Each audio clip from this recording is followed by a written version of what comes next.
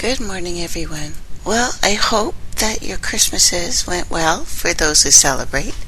If you celebrate the galactic crossing or the rebirth, that's cool too. Good morning on Trace Elements Radio and Revolution Radio. All three of you who are listening to me right now. Oh my God, guys. I'm freaking out a little bit. You would not believe what I just read. This Christmas season, this celebration of the four-letter God, or the horned God, the Yod de Baal, has been pretty much the most horrific I've ever heard of. Yes, I enjoyed my family. I hope you guys did too. Drank too much, ate too much. We're not done yet. Of course, my family is, they're insane when it comes to stamina. So days and days of partying, they're not even done yet. And then I have my mom's birthday, January 3rd. So even when you're hungover from New Year's Eve, you gotta get up and do one more day. Then after that, we all need to fast or something. Or brown rice and vegetables. For those who still have rice. You know what? I've decided what I'm going to do. I'm going to open a gym and call it Resolutions. Here's my plan. It will have exercise equipment for the first 2 weeks of the year. And then it's going to turn into a bar for the rest of the year. And I think we can recycle this. What do you think? Good idea? Bad idea? So we only have a couple more days of this for those who imbibe. We're almost done. Don't worry. We're going to be okay, and we'll celebrate the new year with regeneration, because that's what it's supposed to be about. We have to talk about the terms that are being used, because I saw the most horrible thing. I don't think I even shared the article, but the violence that is being done on anyone weaker. So women, children by men, children and animals by women, animals by children. I mean, horrific violence. I read something I've never even heard of. This man disemboweled a woman with his bare hands. This one man, and we'll have to do another Jumping Jack Flash show because we've had more neural zombies coming out. This guy beat up 14 cops by himself. Beat them. I mean, I don't mean just a slap. I mean, beat them up. And then fell on the ground and started masturbating. Because, I don't know, maybe it's sexy. Being that strong, I guess, would be sexy. They're calling it meth. It's another one of those. I don't think it's meth. This was rage. Acts of rage. A group of children took this really tiny dog and beat it for hours. A man took a 3-year-old and beat him so bad that he may never recover. So, know that what we're celebrating, good and bad. I'm not saying don't give your kids presents. I'm not saying don't have fun. But we're almost at the time where it's the Freemasons year 1. We're at the time where strange things are being thrown in our faces. You know, people are still watching football. There's a new movie that just came out called Concussion. Chief Charles Two Dog and I had talked about the damage that happens to people when they play these percussive sports. Us as humans don't have what the majority of animals have inside their heads.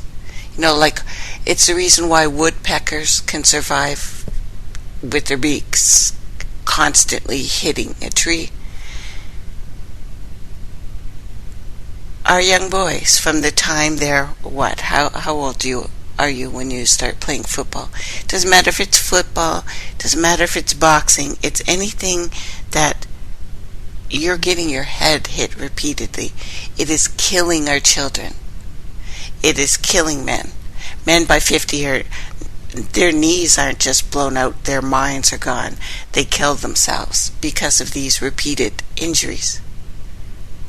There's that.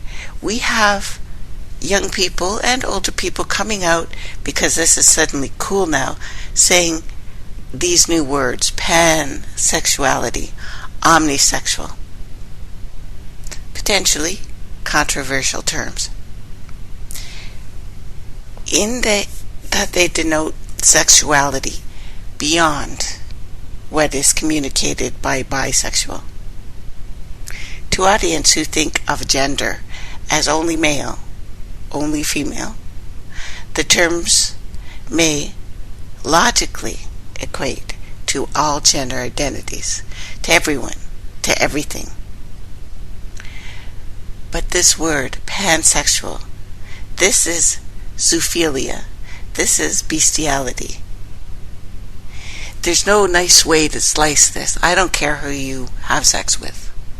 But this brave new world that we are walking into is dark. The darkness has already opened. They're not going to wait. This is a year of light. This is the Lucius. This is the year that the Pope said was coming. This was the opening of the gate that everyone has said is coming this year. The darkness, the loneliness, maybe sadness that you're feeling right now, you're not imagining it. You're not imagining it at all. We have walked into something, and it's not even quite here yet. It's kind of like the beast approaching in the darkness.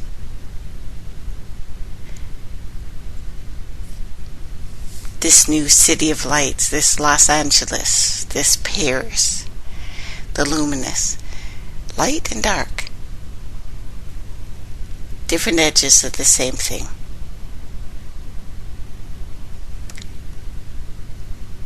This is the condemnation.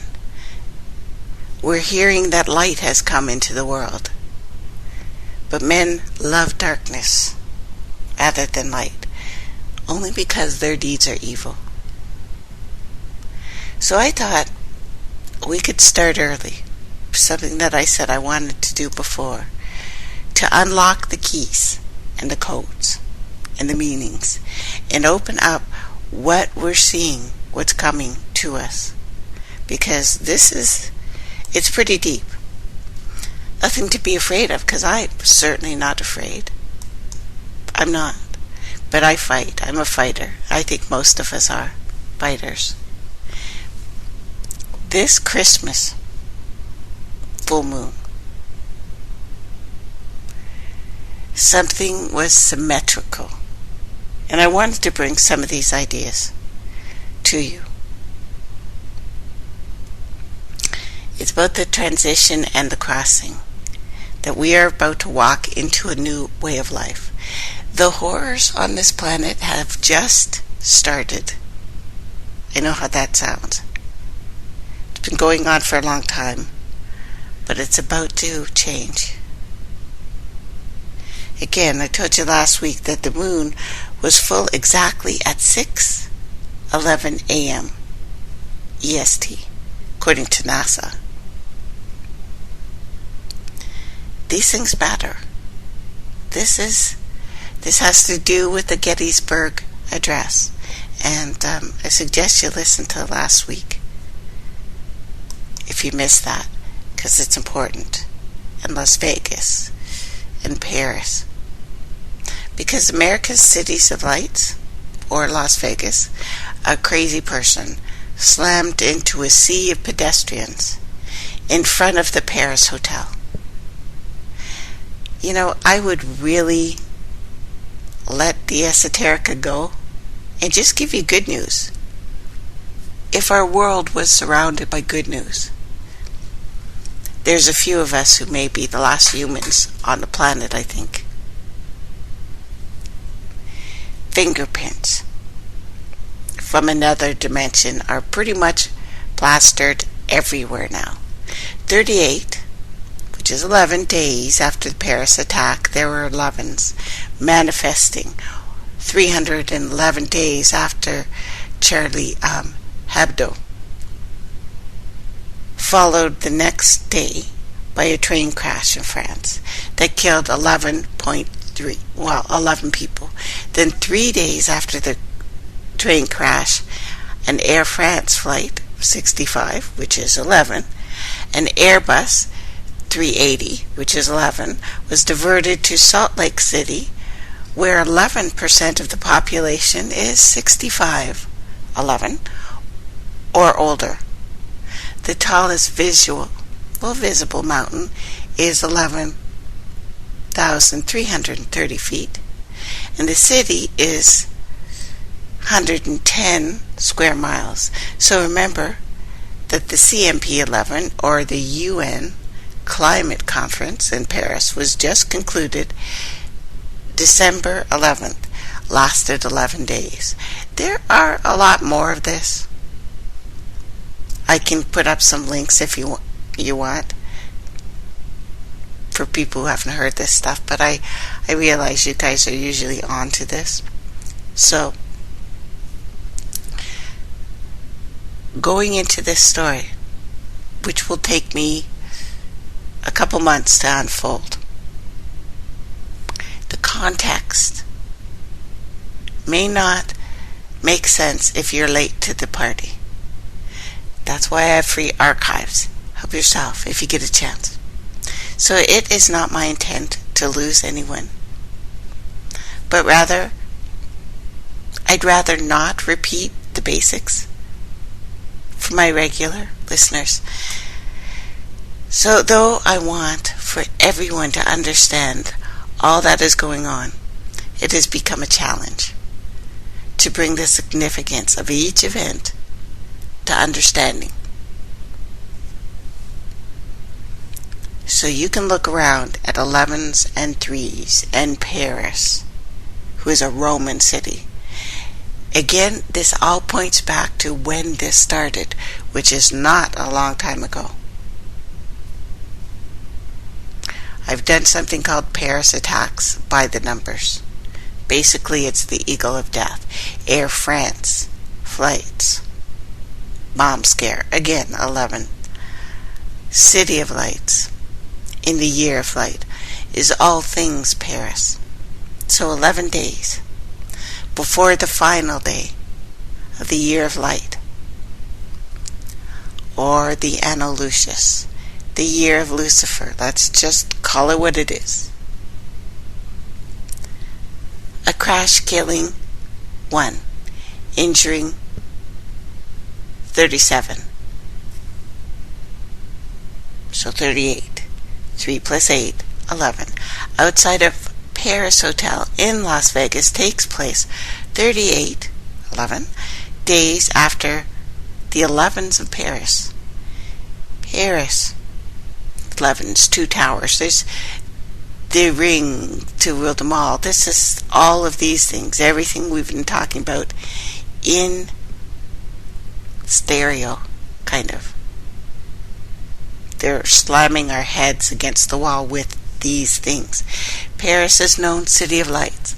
Las Vegas, secondary nickname, City of Lights. Probably a coincidence, right? Some of these accounts say 33 were taken to the hospital as well. So initial call for help. Even that is interesting. The call for help came at 6:38 p.m. according to local authorities. The winter solstice takes place the following day in Las Vegas at 8:49 p.m. 1 day, 2 hours, 11 minutes from the first 9/11 call.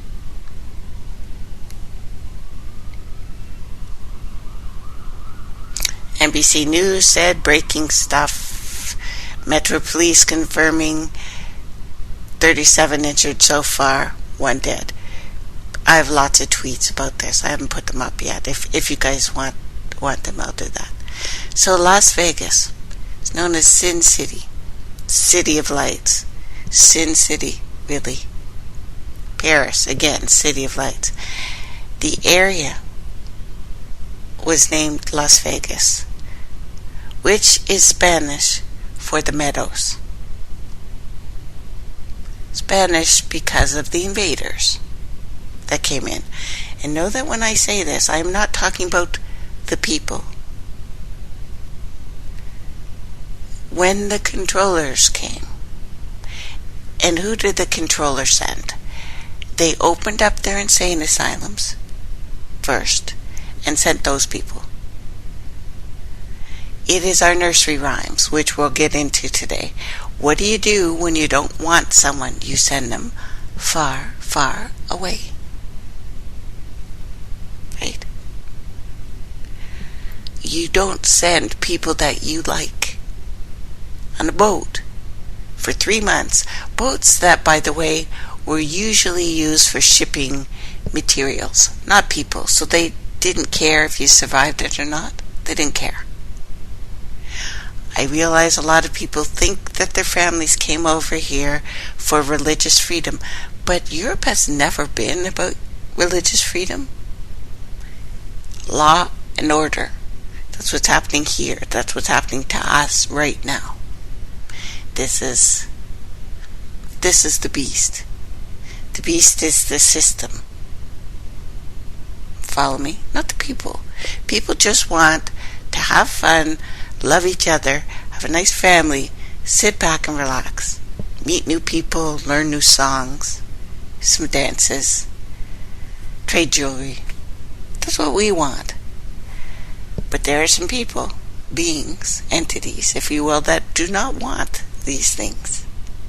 They never have wanted these things, not for us. So, in the year 1844, marked the arrival of John C. Fremont, whose writings helped lure pioneers to an area already populated. Downtown Las Vegas, Fremont Street is named after him. 11 years later, members of the LDS Church chose Las Vegas as a site to build a fort halfway between Salt Lake City and Los Angeles, where they would travel to gather supplies. The fort was abandoned several years afterwards. I was about to say 7, I think, but I can't prove that, and I can't find enough accurate info on it, so we'll just say several. The remainder of this old Mormon fort with their magic underwear can still be seen at an intersection of Las Vegas Boulevard and Washington Avenue. Las Vegas was founded as a city 1905 when 110 acres of land adjacent to the Union Pacific Railroad tracks were auctioned in what would become the downtown area. There's always a downtown. Every city has a downtown. There's usually a great big phallus thing there, so it could spray out the feeling of the area. I know it sounds dirty, but that's what they're for. Sowing the seeds, sending the program. So, in 1911, Las Vegas was incorporated as a city. Incorporated. So it made a dead thing come to life. This is why the spraying of the seed. But this is The Walking Dead, too. Incorporated. Corpse, that's a body. In. Rated. All of these things, it matters, these words. And that's why we have to go into the codes and the keys and pull that Brothers Grimm monstrosity apart. Now the 11th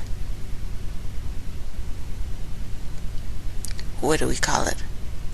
Arrondissement in Paris, where the Eagles of Death metal were playing during the massacre, reached its peak population in 1911. 1 dead, 37 injured. Again, 11 days, inclusive after the Paris attacks. I can't make up the ridiculous 11 quote. I didn't make this one up, but I'm going to read it. It doesn't even make sense, even though it's direct from their website. Now, according to News 3 Las Vegas, at UMC, 1 victim pronounced dead, 3 in critical condition. The other 11-year-old boy, listed in serious condition. ABC News reports Sunrise Hospital. So again, that's the crossing. Sorry guys, I should have turned that off. I'll play some music. Sorry about that, guys. So anyway, according to CNN, traffic snaked, interesting too, down the streets as cars were diverted near Paris Las Vegas Hotel, where the strip was shut down. At Paris Las Vegas, you can visit the Eiffel Tower. You can see that. Now, according to the LA Times, the crash occurred at 6:30 p.m. near Paris Hotel and Casino and Planet Hollywood. Oh good, Hollywood again. Las Vegas Resort and Casino on South Las Vegas Boulevard. Now, according to the Clark County Fire Department, the event took place while Miss Universe pageant was taking place at Planet Hollywood. The Paris Hotel in Las Vegas is 33 stories tall. It opened on 9/1/1999, or 9/11/999 is another way to look at that. With the numbers involved here. Let's take 9/11 and invert the 999 if you want to see what I'm talking about. Work began on the Eiffel Tower in Paris 1/28/1887. So January 28th. This is again 11. 1 plus 2 plus 8 is 11. Eiffel Tower to groundbreaking of Paris Las Vegas for 1997. So 4/18 is 22. It's 11 plus 11. It was 40,257 days. 4 plus 2 plus 5 plus 7, 18, 666. Days between the Eiffel Tower and the Paris Las Vegas opening 9/1/1999. 41,123 days, or 4 plus 1 plus 1 plus 2 plus 3 is 11. Las Vegas Incorporated, so became a living being, in 1911. Paris Las Vegas opened on 9/11/999. Las Vegas founded on 5/15/1905, 40,396 days. 4 plus 3 plus 9 plus 6, 22. 11 plus 11. From 12/20/2015, car crash. Miss Universe, Planet Hollywood. A Hollywood, the Holywood, used by druids to cast a spell. Literally, a druid would hold a holy wood in their hand while casting spells over the land. So think about it for a moment. There's nothing new under the sun, as we've said before. Holly,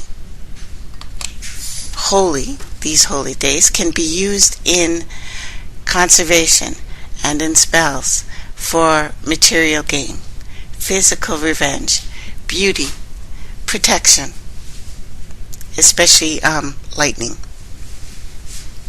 luck, and dream magic.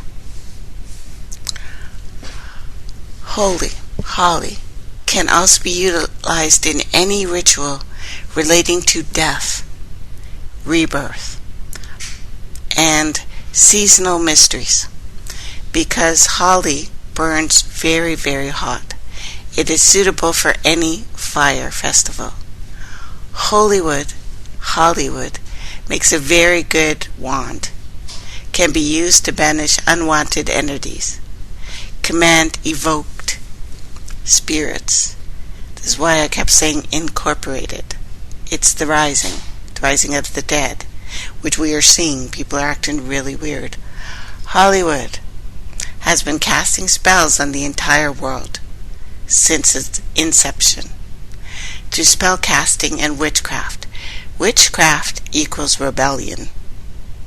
1 Samuel 15:23 has taken a different form in public. Its effects have been considerable. So the driver's last name, Holloway. Close enough. Planet Hollywood. The entire planet is under a spell, under the spell of the holy wood. Do we break 3 in 2016? Yeah, I don't think so. Not so much. So Miss Universe, Pia, derived from pious. Wurzbach. Wurz means the seller of herbs. Bach, one who lived by a stream. A pious seller of herbs who lived by a stream. Holly is considered a herb, surprisingly enough. At Planet Hollywood, the pious seller of holly, who lived by a stream, was crowned as disaster fell. On 9/11, the last Trump tweeted 101 days before the Las Vegas incident and the Miss Universe pageant. Get it? 9/11, 101, which is 11. My cat's crying because my son came in the house and left, and he would, of course, want Statement to come back. He loves them very much. So anyway, just purchased NBC's half of the Miss Universe organization and settled all lawsuits against them. Now own 100%. Stay tuned. This was tweeted at 9:31 a.m. September 11th, 2015. So the symbol for Miss Universe is once again Columbia, Ishtara, the mother, pointing to the star, the holy star again, which was largely replaced by the Statue of Liberty as a symbol for America. It derived its name from Christopher Columbus, and as we see it used with Columbia University, Columbia Records, District of Columbia, Columbia River, and many other examples throughout the United States, but throughout the world. It's important to note, these are all the same being. It is Ishtar, the goddess, is the Statue of Liberty, is Columbia. Osiris, the Egyptian god, was chopped into pieces. Isis, his wife, could find all of them except the phallus, which is why there's always a phallus downtown. Planet Hollywood, Miss Universe, the symbol here is Columbia. Call her what you want. It is the mother. It is the first female goddess. used differently, of course, but this is the story of the mother. So there's darkness and there's darkness. So 10,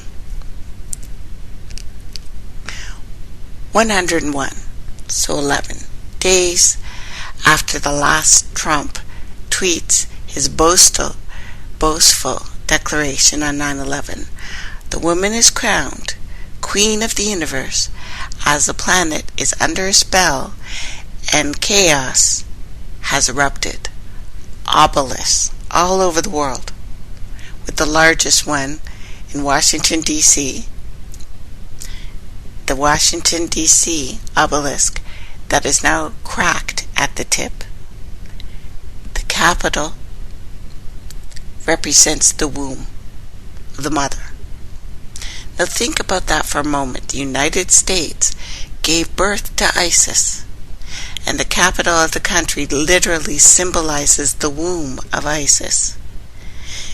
Egypt, Kemet, Horus, Eye of Horus, illuminated third eye, was the brother of Isis.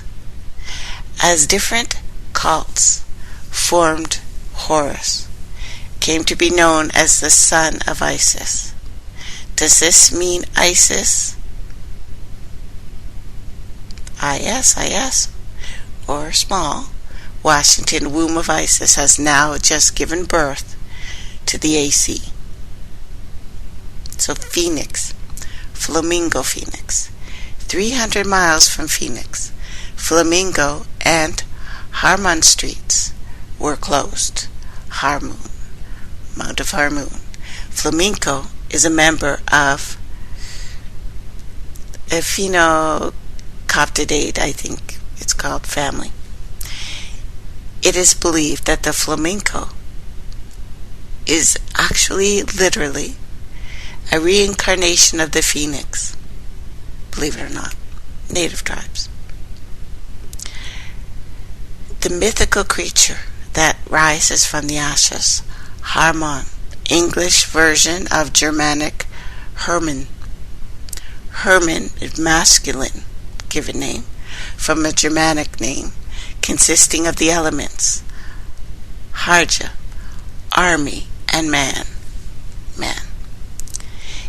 It is first recorded 8th century in the forms Hermann, Harriman, Herman.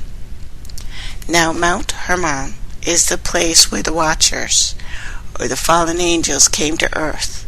They went up and down the ladder. Now according to the book of Enoch specifically. It's also mentioned in Chronicles and in many believe it's the location of the Transfiguration. It's where we landed. I know it's weird, but it looks like. So it's worth noting, considering the current situation in Syria, that Mount Hermon is the highest elevation in Syria. Sits on the border with Lebanon. Its height above sea level is 9,232 feet. This connects both the 923, the September 23rd, and America's 239th year. Out of the ashes, from the armies of men, the phoenix will rise. Miss Universe crowned, used from 2002-2011, was designed by Mikimoto, the official jewelry sponsor of the Miss Universe organization, and depicted the phoenix rising, signifying status, power, beauty. Plastic lawn flamencos were introduced in 1957. 1 + 9 + 5 + 7, 22. 11 + 11. By Don Featherstone. In 2009, which means 11, Madison.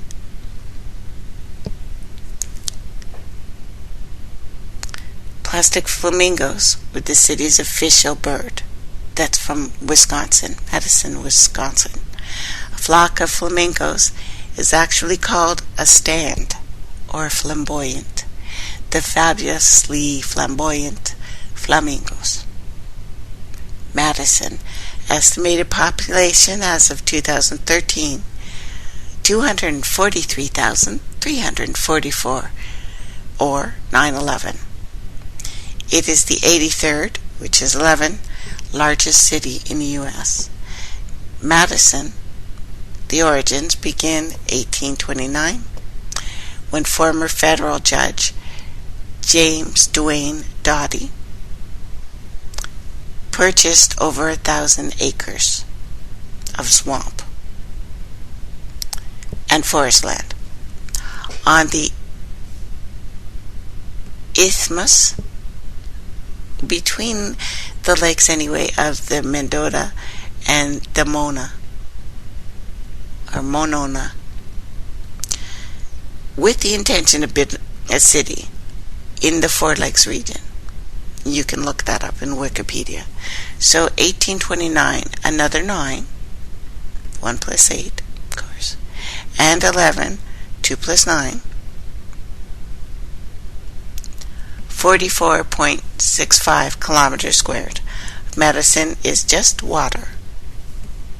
2009, 11 again, Public Enemies were released, starring Johnny Depp. Was filmed in Madison, surrounding areas.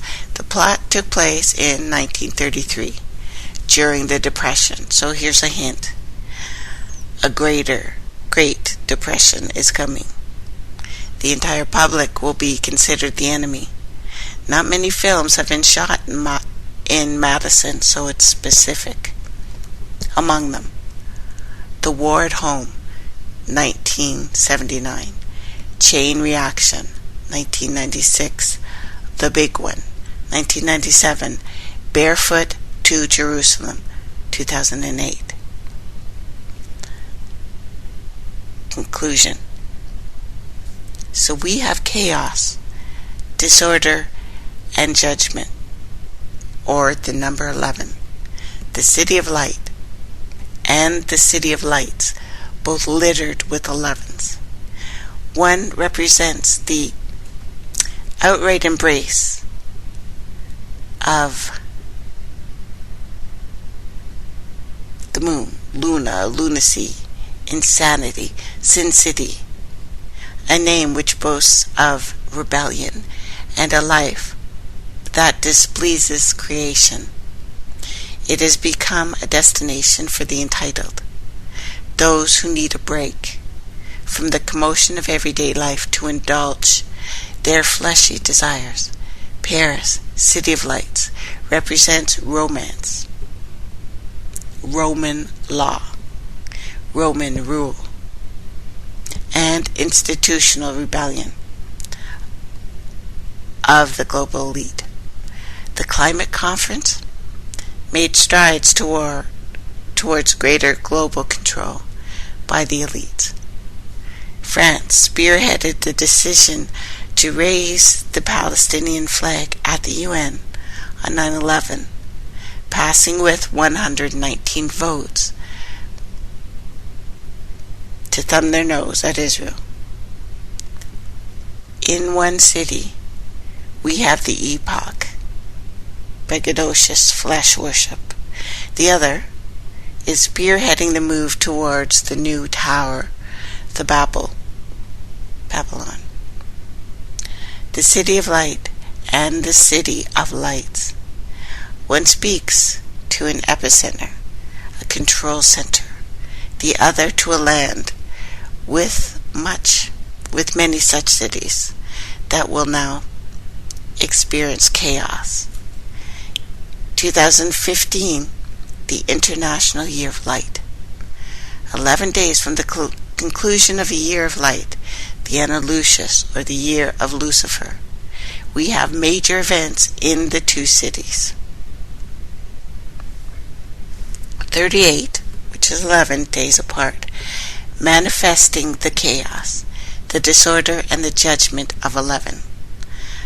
Both have an Eiffel Tower, symbolic, Tower of Babel, or the Father of the world, the Lord of the world, or the great phallus, shouting with the same spiritual and the same spirit that has screamed within the hearts of man since the fall.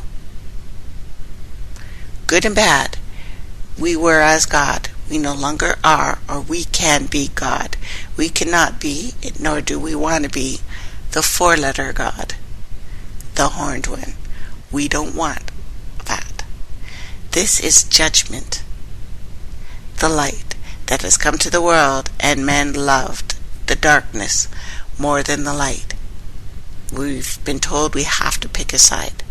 City of Light, Sin City, in the year of light. We mustn't conclude this to be a case of mistaken identity, but rather the international masquerade has begun. And no wonder, for Satan is an angel of light, beloved. Your hostess today, our names that have been changed. They used to be, and I mean all over the world, meant something. We didn't have to look into the background of a word to know the meaning. We were named things like the standing thunder, the beings of light. We were named these things. Our names, our words had power in and of themselves. Now you got to look through some sort of index to find the power in your name. We are going to now unlock the keys and the codes. If you are in Italy, you will be told, don't use the verb to lock, as in I locked the door. You must say instead, I closed the door with a key. This is because, although not a code in itself, the verb to lock is one of the lightly coded or indirect references to an entry and an exit, like a sexual act. In parts of England, the verb to lock doesn't have the embarrassing second meaning.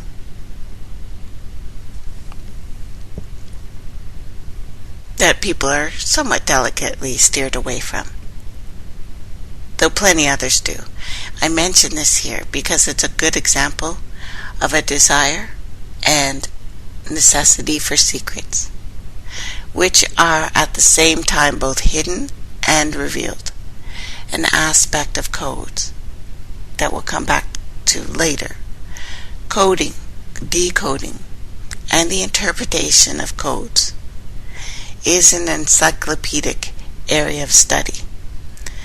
Some idea of the range can be found in 2 Wikipedia sites. The first makes some definition of the codes.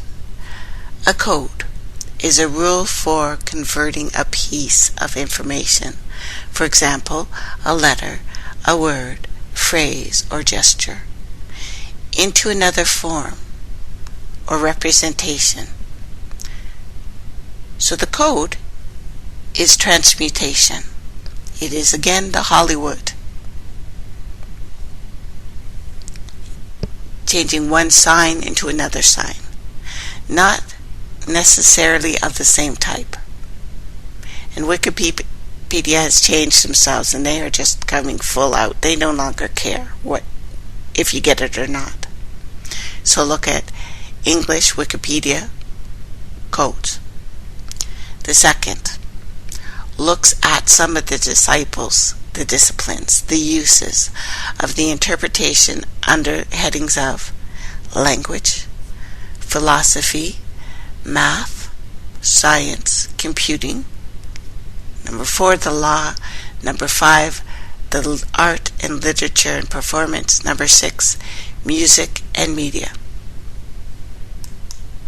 The code also has 7 specifically other uses. Interpretation, which is canon law, church, the rules for exact interpretation and the acceptance of words. Interpretation Journal, an academic journal that covers the field of, basically Presbyterian Bible studies. Allegorical interpretation, an approach that assumes a text should not be interpreted literally. Biblical interpretation, the study of principles of interpreting certain books of the Bible. Interpretation Act, a stock short title used for legislation relating to an interpretation of legislation. The interpretation of knowledge, a codex in the Nag Hammadi library of the early Gnostic Christian text. The interpretation of schizophrenia, a 1955 book, Italian-born American psychiatrist. Silvano Ariadi, I think. I'm not sure. Hard to find his name. Anyway, psychoanalysis, interpretation of a patient's unconscious feelings, interpretation of an outdoor environment in an environmental education. C. Grant W. Sharp.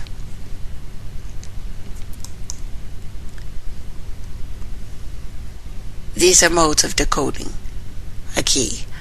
When single or possible keys and interpretations, many of the codes and their keys. The coded and the opening. Referred to on sites that I talked about are also of relevance to the interpretation of esoteric texts. There is an essential difference between the codes which aim at one specific meaning and those that allow for multiple sets of meaning.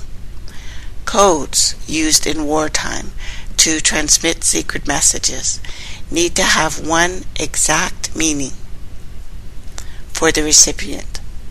They'd be of no use if they could be decoded in multiple meanings. Similarly, crossword puzzles demand single answers to given codes. Only one word will be right. The solving processes involve trial, error, and discarding of solutions that don't fit and are thus incorrect. Likewise, the correct decoding of a Morse signal is necessary for a safe rescue of a distressed vessel. With codes of this kind, the word correct is often thought of as meaning right. Incorrect is regarded as wrong. But there is a difference between right or wrong answers and correct or incorrect answers. A Morse message may be correctly decoded even if the information it transmits is mistaken or not accurate, and therefore wrong. The recipient has no way of assessing the accuracy of otherwise of information sent, and must take it on trust. If we relate the codes used in esoteric texts to one of the definitions of fundamental elements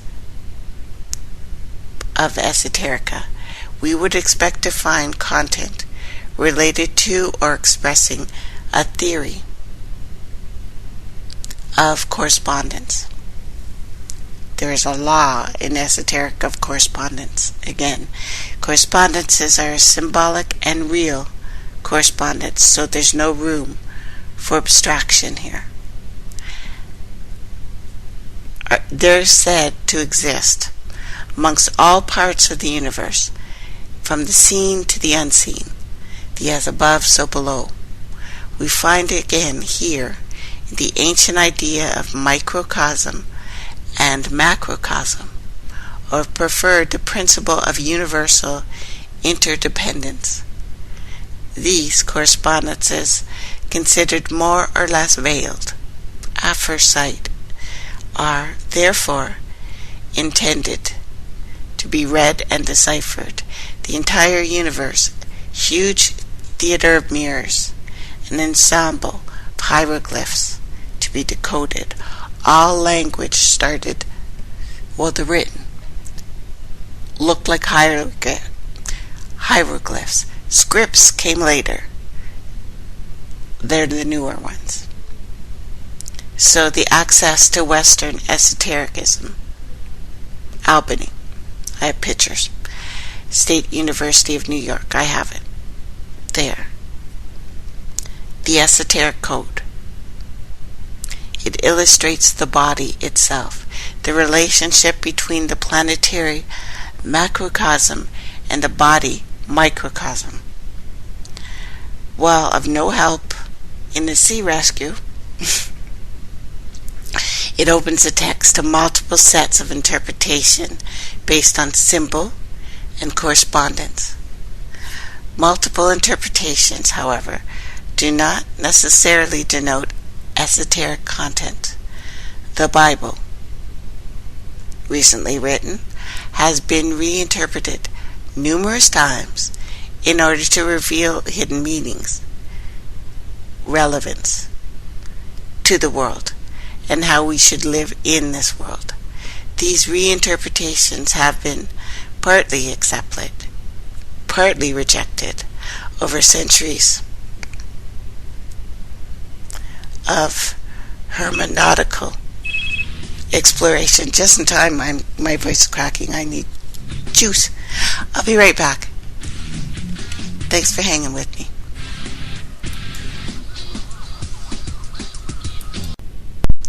Welcome back, everyone. You're listening to Trace Elements Radio with, of course, me, Tracey. Da-da-da. So, I am not telling you this to scare you. The year of light ends Thursday. Well, technically Friday. We enter the year of darkness. The mother takes the realm again. Can be very good. Could be very bad. But what we've seen so far with the City of Lights, in the year ending of light, we have seen chaos and disorder, reign, take over in ways that I wouldn't have thought possible 6 months ago, let alone 6 years ago, 6 decades ago. Our grandparents seeing this would not imagine, not recognize this earth. You talk to people who are 100 years old, who still have their faculties, and they are horrified. They're horrified by what they see.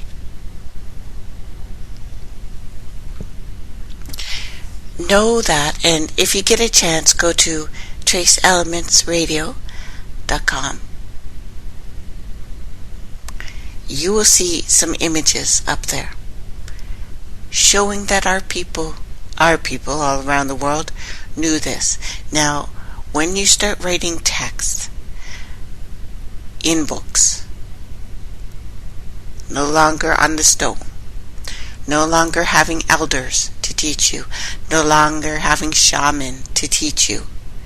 This is the result of the fall. But for the most part on this planet, that's all we got now. We got some books. People usually don't even bother reading the books. A lot of them are boring, monotonous. They're made that way. They don't want you to take the time to go through them. Our people on this planet learn through symbols, signs, a lot more than words. So trying to get the meaning of words is very difficult. So these interpretations are hermeneutical. They are Hermetic code and nautical code, nautical law. You can look at that as a representation, more or less sequential, multiplicity of interpretations now.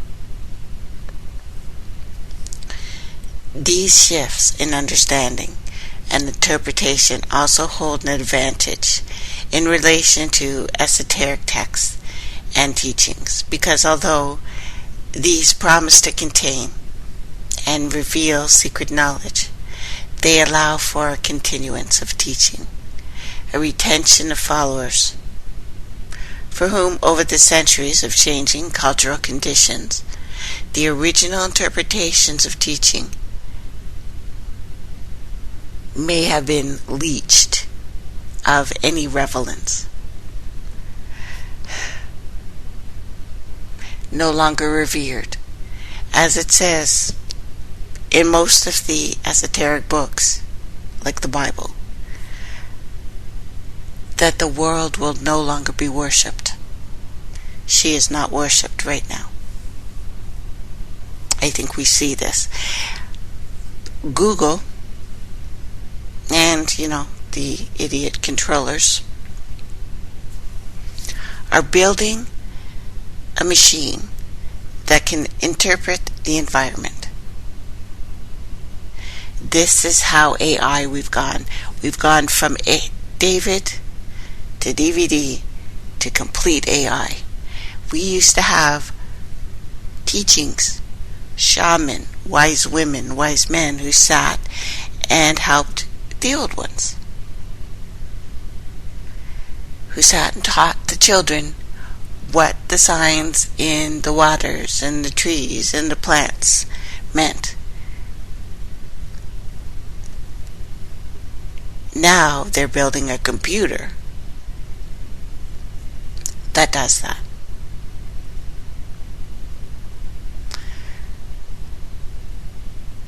So at the same time, this approach that we're living through now functions to lock in, thus imprison the followers, the readers, all of us. And we are encouraged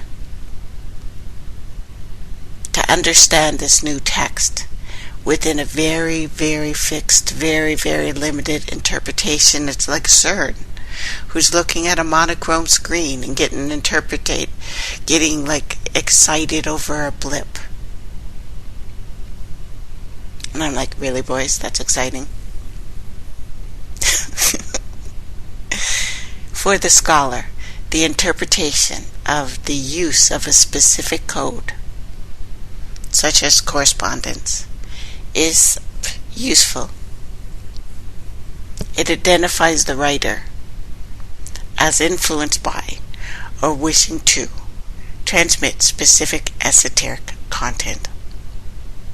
It can, for example, help to place the writer within certain places, confirm association with others.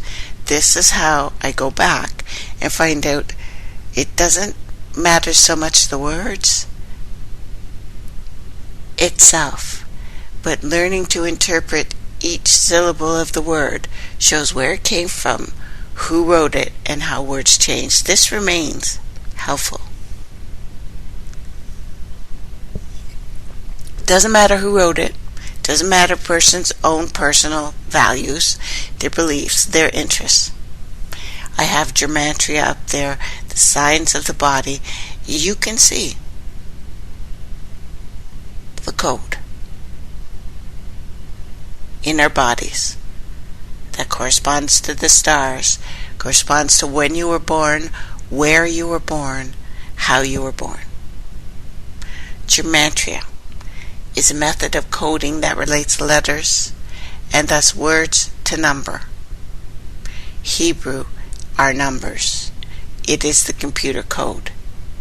This is the definition of the numerical correspondence of the Greek alphabet as well. It explores letters and numbers that they represent in words as a way to link number as measurement or dimension in relation to sacred geometry and geographic place. They put thought into this. So there are earlier systems of gematria, Hebrew Kabbalah, later in Latin, later in other language, later to give us English as we know it now.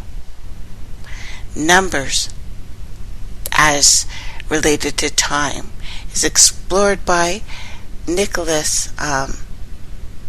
Campaign in The Year, or The Great Year, The History of the Western Tradition, 1994. A very good read if you can get through it. Even the modern esoteric stuff is a little dry. It's not exciting. This isn't the crazy you want to beat up 14 cops and play with yourself kind of excitement that's apparently going on right now. How does that even get sexy? I'm sorry, I'm stuck on that. I can't get the image out of my head now. So anyway, examining two myths related to time. One myth regards time as a continuous fall from the Garden of Eden, all things getting worse, dying. And we see this as a common fate from which the esoteric state that only a few can escape. This represents a journey from unity towards fragmentation. A second myth regards time as something moving ever forwards in progression of betterment towards utopia. For many, representing a journey from fragmentation towards unity. These might be described as linear notions about time, while seasonal notions of time attached to the year or the numbers of years connected with a recurrence, cyclic movements of time. Once more, we find ourselves in several other, what would we call this, like encyclopedic kind of life, time. It's those kind of areas of study. As a friend of mine said to me, this kind of thing does tend to balloon out. Then reminded me of gematria and John Mitchell's book. In my understanding, the important connecting link between different systems of esoteric coding or modes of the defining world is that they all offer classifications which answer questions such as, how is this thing like other things? How can it be joined up with other things and approach closer and closer to the one, so it merges with the one, the all? If we go to Aristotle and his system of classifications, which we're basically using, and it's not really something ancient, it's something old, something that has been taken again from our hands, from the hands of the farmer and the teacher and the hunter, and given to people who sit and think. We used to sit and do. You know what I mean? We learned from people who did stuff. They didn't need to think about stuff like this. They didn't need to classify things because we knew the way. But we had to be taught to think again for the Roman rule to completely take over our souls. Had to. So Aristotle said, what is special about this thing? Why is it different than those things? How can we separate this thing from the mass of the all and define it as one separate thing? It was the division. Science was the division. Both methods are useful. It just depends on what you want to know about. The Greek system of classification leads to closed doors, locked definitions. This gives the advantages and disadvantages of isolation, limitation, closure. useful if you want to decide a precise holiday destination, eliminating all other options, to make an accurate engineering calculation. And even the definitions that I'm reading, and I realize how dry it is, shows you the loss of our heart and our soul. We are just thinking with our head, one side of our head. We are disconnecting from the entire body system. And if you look at the image where our people, at least at one point, knew how we were connected, our internal system to the external system, to the upper system, to the lower system, this is putting us in a very, very tiny box, meant to isolate you and limit you and imprison you. The system of correspondence allowed for many varied, interconnected definitions, layers of differing interpretations coexisting at the same time. It's useful if you want to interpret something new or be able to grab ancient knowledge and bring it back and represent. This is some of the reasons why people can't think critically. It's not because they can't, it's just they don't see, and this seems to be pretty much universal, how a situation now is a representation of a situation we've been through, a situation that our people have been through, that our land has been through, that our country has been through, that, and because of our loss of the ancient words of our people, it's very, very difficult for us to learn by seeing anymore. Some people can't picture things in their heads anymore. I'm not putting those people down, of course. There's always different ways to learn. But if it makes things harder, you can definitely get through this without picturing a solution in your head, but it makes it almost impossible. It's the trapping. Now, there exists symbolism, the symbology of magic, the symbology of alchemy, symbology of astrology, as well as symbols of the tarot. These things are trying to get back our old ways through a way and through a time where the shamans were dead. We've talked about history of this planet. The first thing you do is you kill the elders. You traumatize and rape the children. You take them to a place and teach them there so that time they get home, their own people don't recognize them, and the few old ones and the sellouts that are left are no longer what the original people are or were. And then you bring a group of castaways from wherever part they're cast away this time, and you bring them in to be hated, and you give those people special privileges. It's how it's always done. It's how it's always been done. It's what's happening in the States after the original takeover. It's what's happening in Africa after the original takeover. It's what's happening in Europe after the original takeover. It's the beginning of the ambiguity of secrets. So in general terms, a secret is usually something we could understand if someone told us the facts, or we could read them. The new secrets, the esoteric ones, are not necessarily in this overall category because they can't truly be interpreted in definitions I'm looking at here in relation to the esoteric text, the books, the laws. There is always a level or an element of intentional hiding of disguise. All text, all.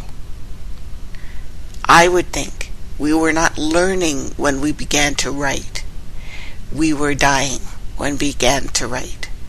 We would not need it because we knew you look at a person and no matter what they say, what they speak, the sound, you know how your mom said, it's not what you said, it's how you said it.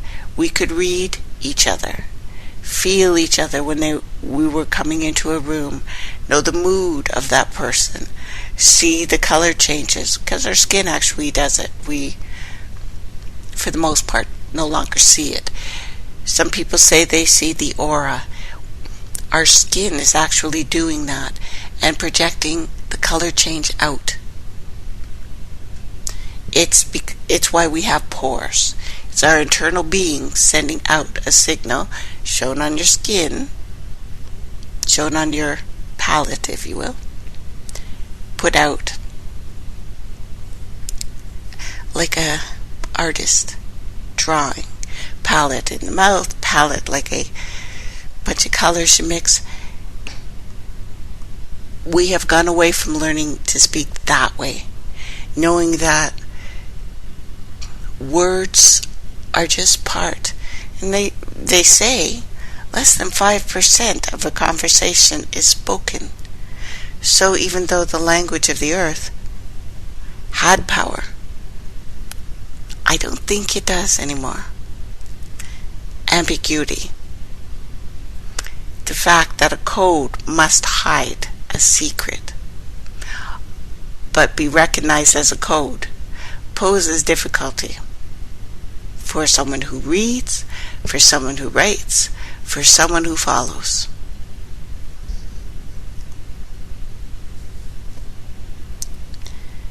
Transmuting knowledge from the remote past. Give an example of an otherwise perfectly proportioned statue, which the hands can be too large. And this form of extremely obvious anomaly here offers what might be expressing by saying a nod is as good as a wink to a blind man. Something so obvious that only willful blindness could ignore it. This could be found or called a form of anti-code. Rather than hiding a secret, it is openly advertised. It teases, letting people know that there is a secret to the code. Puns, innuendos that refer to sexual acts or parts of the body are an indirect way of introducing partially hidden double meanings in everyday speech. You will find people that live the closest to the land aren't sarcastic. Sarcasm is a lie, and it's kind of a violent attack. When you are sarcastic, you are very angry, and you can no longer hide it. You know what I mean? Follow me. So no one is likely to set off on a search unless they believe that a secret is valuable, that it will be transforming, enriching, empowering, carry some sort of reward. People embark on a search in the company of a group who are all engaged in the same quest. Will have already adjusted or reframed their own value, your own sense of self. Within all the text, the anti-code is only half hidden, half revealed. It's aimed at or offered to a very select, very elite group of people, shown to everyone, but very few have the mind to understand what they're reading. It was meant that way. It was an implication that a secret needs to remain amongst a select few, the initiated group. This is astrology, alchemy, tarot cards, to make and interpret connections. Again, micro, macro, cosmos.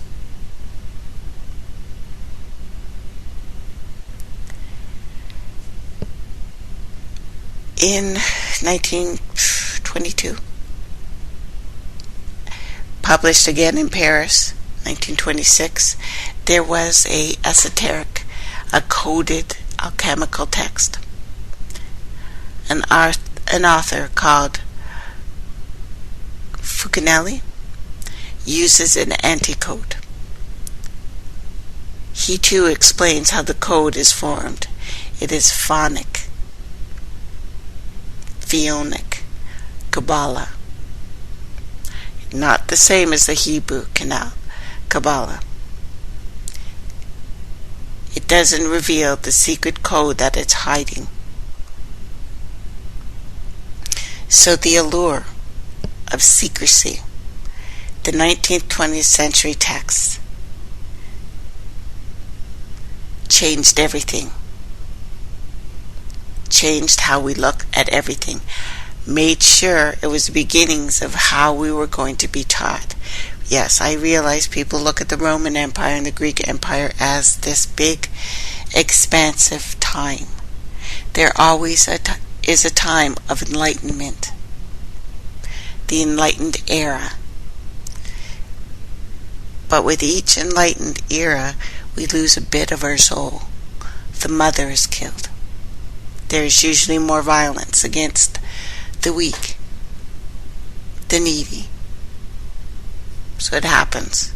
Before we go forward, we need to go back to mention that once it became the official religion of the Roman Empire, not until the 4th century AD, and the Christian Church defined itself in opposition to existing religions and beliefs, and over time successfully displaced, eliminated them from open competition. And although undergoing great changes within itself, the Church of Europe, imposed by an order of society and an ordered way, which were inseparable, it is only the last 4 centuries that this establishment has taken over completely. Alchemy, astrology, Kabbalah, Gnosticism, Hermeticism, mystery religions, and Neoplatism, like Plato. Amongst other teachings, of course. Their subjects change. They don't disappear completely. They've remained. Occult, esoteric underground, offering an anti-establishment, a counterculture, political revolutionary, alternative sources of religious, spiritual guidance, and coming into the forefront. In times of trouble, when the establishment is weak, there needs to be an alternative. These are the allowed resistance. It is no better than the law and order that you look at as non-alternative. The unifying factor of all the teachings. The establishment most often resists change to its dominance. It is dominance and control, and that's it. The anti-establishment, mostly in separate small groups of discontinuous rebellion, seeks to effect and encourages change. Secrecy becomes a necessity for those who want to avoid church or state charges of heresy, which are punishable by death. Always. This has not changed. Heresy is still what is punished the most. This is why when true whistleblowers, I don't mean the ones who say, yeah, I was an Illuminati Grandmaster and I'm still running around and talking to you. That does not happen. When you commit heresy, you get dragged to prison. This is Snowden. This is what really happens. You know if something is true or not by whether or not they are in jail or dead, by falling down an elevator shaft, out a closed window, onto some bullets, and then their car drives into a tree. This is controlled opposition. This is how it's always done. So this affected the people in the new illuminated ones, the esoteric. But also since the 16th century, the Reformation, when Western Christianity was split in half, because you need two sides. Then it became Protestant and Catholic Church. These are the Christian religion. I don't care what you call it. This is Rome. Each side, which of course accuse each other of the worst crime on this planet today, heresy. The split caused wars in Europe. Knowledge about both political and spiritual matters resulting from disputes became available through new printing processes. Literacy started. Pamphlets could now reveal and hide dangerous information. It showed people mostly through symbols, pictures, because people still at that time were not allowed to read. They worked you to death.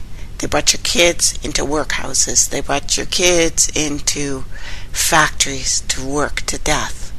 Like what's happening in Cambodia, so you can get your $5 t-shirts now. So no, this has never changed. We have never been taken over by a new world order. It's always done the same. Always. So I've included political revolutionaries along with esoterics, with occultists, because these occupy many separate spaces in thought, in practice, but they are the same. In periods of conflict, these apparent separate streams flow together for a while, always. 19th century, two of these influential streams flowed out of and into Russia,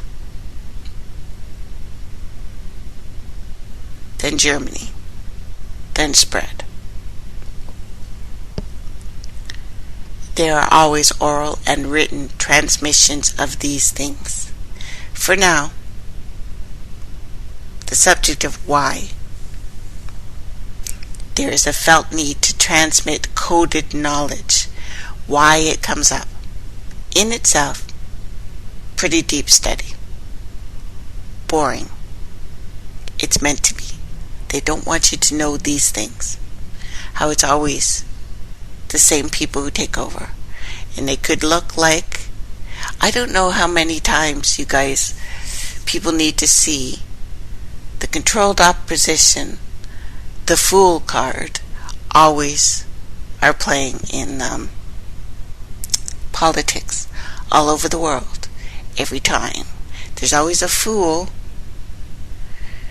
There's always an independent who is going it on his own.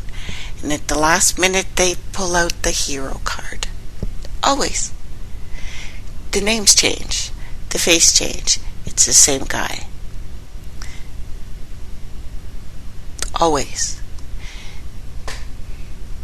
The modes of transmission, which continually influence a visual, even the sound arts of the 19th and 20th century. Secondly, there is a hybrid form of oral and written transmission in books, designed to be read aloud to others as well as silently by the reader. So the voice is in your head. This is done specifically. There is an example of coded scripture, esoteric codes, have been and no doubt continue to be encrypted in all visual arts. So know that the television is not new, that it's esoteric, it's Hollywood is not new. This is always done. And it's done by what you see and what you hear. That's why you have the Grail legend in King Arthur's Round Table. This was not some ancient king. This was because people were fighting back all across Europe, in Ireland and Scotland and Wales, and they needed, so the kings got together, commissioned writers to spread a story, gave it to bards to sing the story in taverns. The idea of a good king, with enough esoteric nonsense that you might remember streams of something old that used to be powerful. It was thrown in your face to calm you. That's what the television does. It calms you. That's what the music does. It's always been meant to do the same thing. There was never a takeover of your music. You are independent or you are controlled. That's it. You are a master or you are a slave. There is no kind of slave. You can't be kind of a master. You are one or the other. And most that are working for the big music companies, television companies, TV, news, articles, all of these things are owned by 6 corporations. 6. Not in each country. 6 corporations, which are actually in turn owned by 3 guys. 3. That's it. You're not given a choice. The choice is an illusion. If an artist is independent and writing to you and telling you knowledge and not working for someone, then that knowledge is at least from their own mind. If it will hit you or it will not. If it's anything else, it is controlled. I don't care if they call themselves alternative. If they're reading any kind of information that they have not seen with their own eyes, they're full of the S word. Guess that word. Read my mind. Pull my finger. Coffee time. Hold on. So, paintings, architecture, sculpture, the flow of esoteric streams, sung, recited. Europeans, our brothers over there, I'm not talking about the couple of kings they have. These are not like us. Those things do not belong. The people. Literature transformed. In the form of European poetry, folk tales, stories, later novels. It's worth understanding that artists in all creative fields who, unless they achieve fame and wealth, are rarely have any kind of place of security or respect within an established culture. They tend to exist on the margin or outside it. They're less shielded from the effects of change. That materially well off often explore alternative values and counterculture.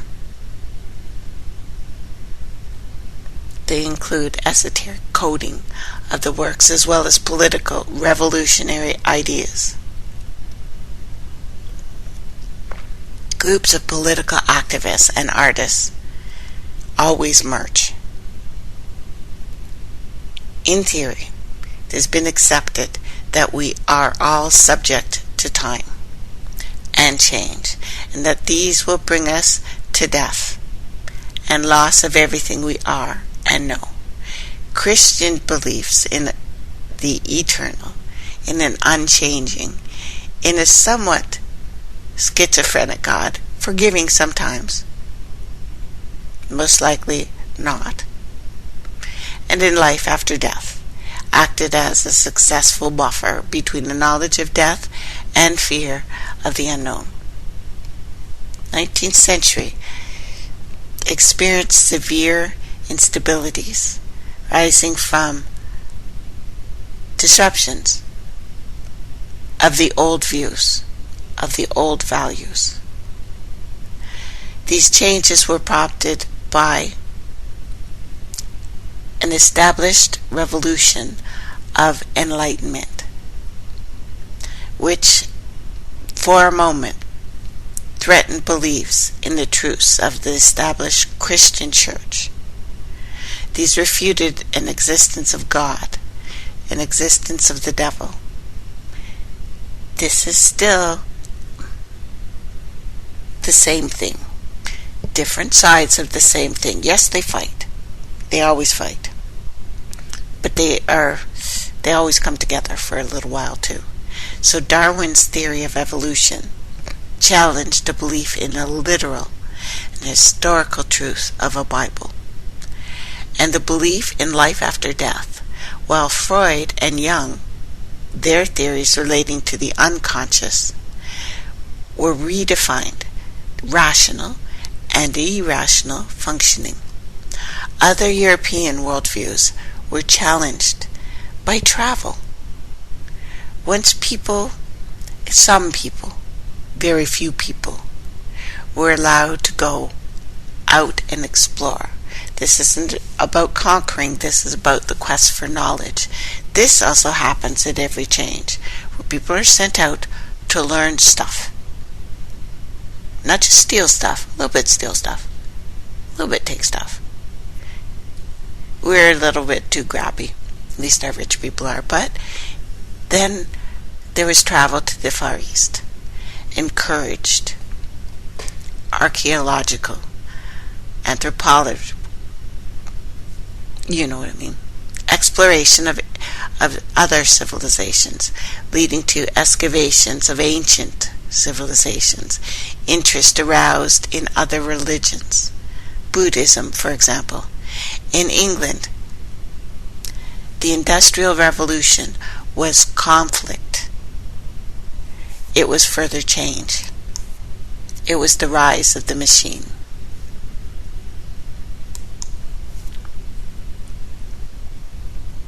Do you understand? When we look at the times, there's a reason why they called it the Iron Age. Each time as we transform, we can look at the tarot later, because I'm going to be bringing us into the Brothers Grimm next. It is the metal that becomes the God. That becomes the new religion. Not only the new religion, but how we are taught. The last time, the time we're in now, is why there's so many more machines of death. It's why we are working our fingers to the bone. What we're in now is the time of oil. This is why everyone's talking about the black goo, which is the blood of the mother, but it's also the Shilajit. So it can be used for good or for evil. So, other European worldviews were challenged by this travel, which encouraged a change. In England, the Industrial Revolution was inflicting radical change. So as the present was forcing an uncomfortable sense of impermanence and the loss of certainty, interest was drawn to the past, to traditions passed orally, and therefore thought to be safe from the ravages of time. In Europe, later the Americas, this can be seen as a romantic movement which encountered enlightened scientific values. Amongst other responses, reaffirmed pre-enlightenment anti-rational values. We can understand Samuel Palmer's image of a man lying in a field of corn, somewhat oddly reading a book, shows a man in relationship to both nature and the Bible. Christians have affirmed that we have available to us not just one book of God, but two. The book of God's Word and Scripture, which concerns ultimately nature, destiny of humanity, and the book of God's work in nature, which deals with the conditions of the created order. A quote from Francis Bacon, and is the opposite of the title of Darwin's Origin of Species. It's the advancement of learning. To conclude, therefore let no man think or maintain that a man can search too far, be too well suited in or studied in the book of God's Word, or the book of God's work, divinity or philosophy, but rather let me endeavor an endless process. Study both, is what he's saying. So Bacon's advancement of learning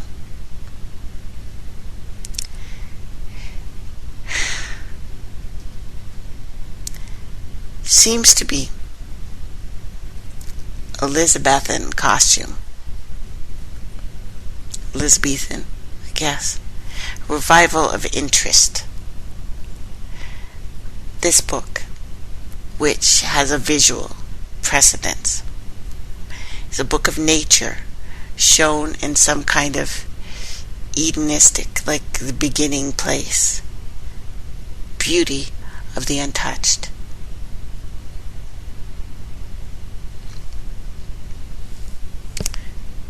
It's my intention here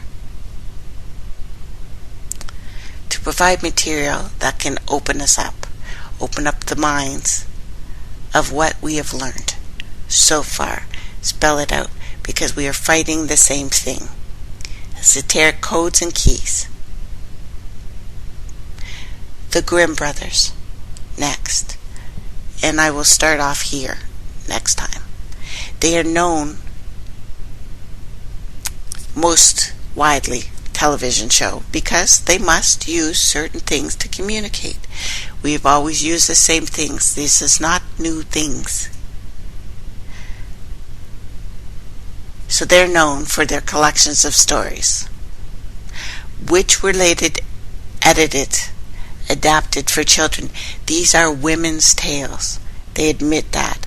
This is why we got Rumpelstiltskin, because women were sewing together and told each other the horrors of what was really happening. They were German academics, linguists, cultural researchers, authors who collected folklore and unwritten lore stories, proverbs, riddles, songs. And from the confederacy of 39 small to medium-sized German states. Note that each one of these had a different language. We used to speak the language of the land. There was no one big Germany where all Germans spoke the exact same language. It doesn't happen. It's why there's so many different accents. We know each place, I don't care if you call it English, needs to be spoken differently. It's why there's so many times, there's so many different Saligi language, Cherokee, if you will. You can't just speak one. So at the time, it was decided that there would be a major unifying factor for the German people of the time was to use a new German language. This language later became the basis of almost everything we speak now. The brothers researched deeply and reflected their desire to create a new identity. They were not only the only people interested in collecting folklore and stories. They were, with others, the founding fathers of the New World.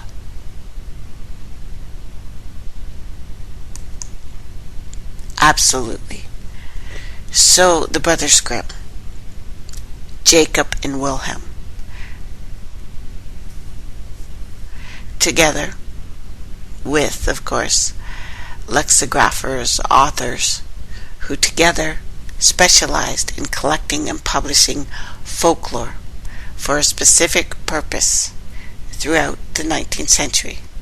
They were among the best known storytellers of folk tales, popularized Cinderella, the Frog Prince, the Goose Girl, Hansel and Gretel, Rapunzel, Sleeping Beauty, Snow White. Their first collection of folk tales, Children's and the Household Tales, published 1812, had nothing to do with something you should read to kids. The brothers spent their years in a small German town.